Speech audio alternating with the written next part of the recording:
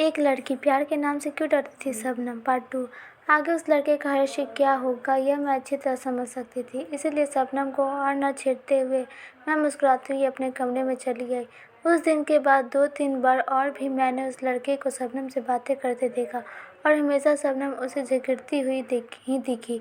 एक दिन उसने बताया कि वह लड़का हाथ धोकर पीछे पड़ गया है, फ़ोन भी करने लगा है कि मैं तुम्हें पसंद करता हूँ। अरे यार, बदतमीज़ी की भी हद होती है।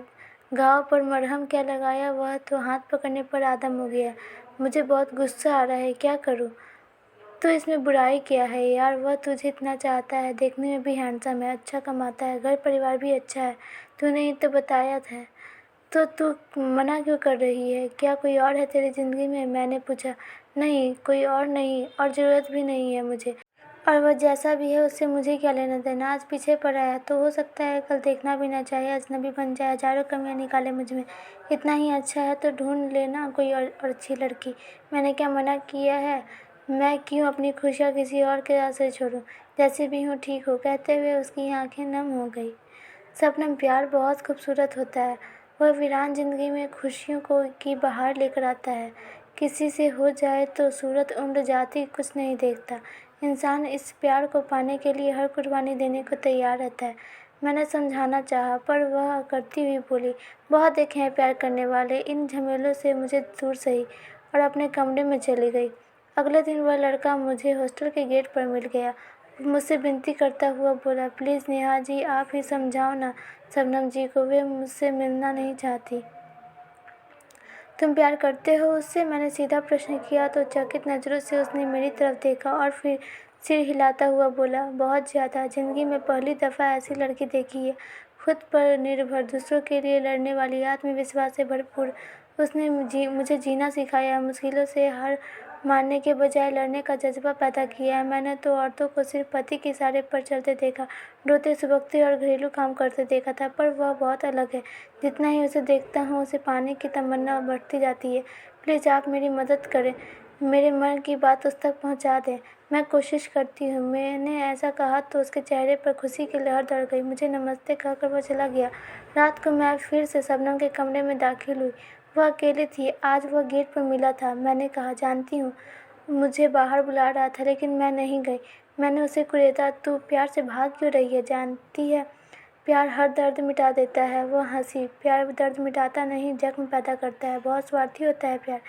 मैं आज वजह जान कर रहूँगी कि आखिर क्यों भागती है तू प्यार से। या मुझे हकीकत बता दे या फिर उस लड़के को अपना ले जो सिर्फ तेरी राह में बैठा है।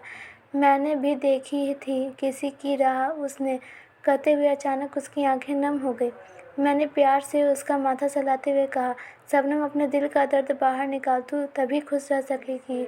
मुझे सब कुछ बता दे। मैं जानती हूँ तू दिल की अच्छी है, पर कुछ तो ऐसा हुआ है जो तेरे दिल को तड़पता है।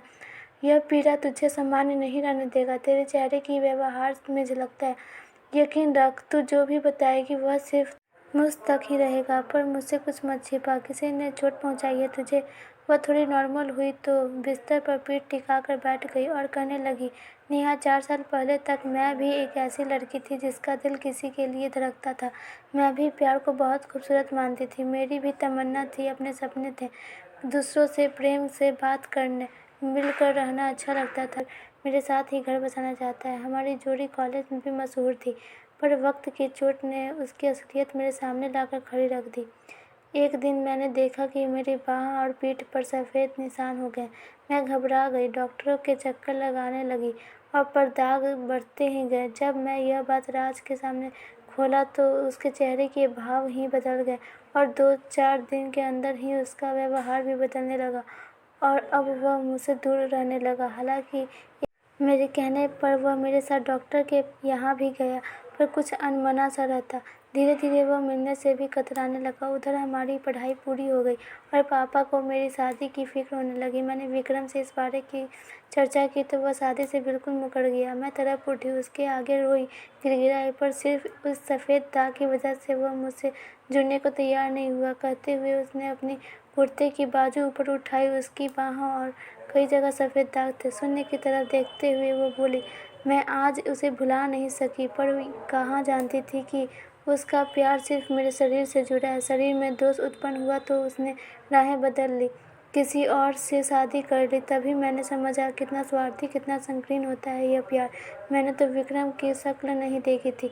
देखने में बिल्कुल एवरेज था, सांवला, मोटा, उससे खूबसूरत, बहुत खूबसूरत मैं थी। मैं चाहती तो उसकी कमियां गिना कर उसे ठुकरा दे सकती थी, पर मैंने तो उसे प्यार किया था। उसने ऐसी चोट दी कि सारे जज्बात ही खत्म कर डाले। तभी से मुझ के अंदर एक जिद पैदा हो गई। मैं समझ गई कि प्यार कुछ नहीं होता, और मेरे अंदर एक जिद आ गई। जो मुझे चाहिए होता वो ज़बरदस्ती दूसरों से छीनने लगी। खुद को कमज़ोर महसूस नहीं कर सकती थी मैं। किसी को की सहानुभूति भरी नज़रें भी नहीं चाहिए, न ही किसी का इनकार सह पाती हूँ। यही जिद मेरे व्यवहार में नज़र आने लगा, और शायद यही वजह है कि मैं अब 35 की हो गई हूँ पर शादी के नाम से दूर भागती हूँ। धन्यवाद दोस्तों। अगर आपको ये कहानी अच्छी लगी हो तो वीडियो को लाइक कर दीजिए और हमारे चैनल को सब्सक्राइब कर दीजिए और बेल आइकन को क्लिक कर दीजिए, ताकि हमारे वीडियो का सबसे पहले नोटिफिकेशन आपके पास पहुंचे। तो इसका पार्ट 3 देखने के लिए वीडियो को सब्सक्राइब कीजिए। मिलते हैं अगली वीडियो।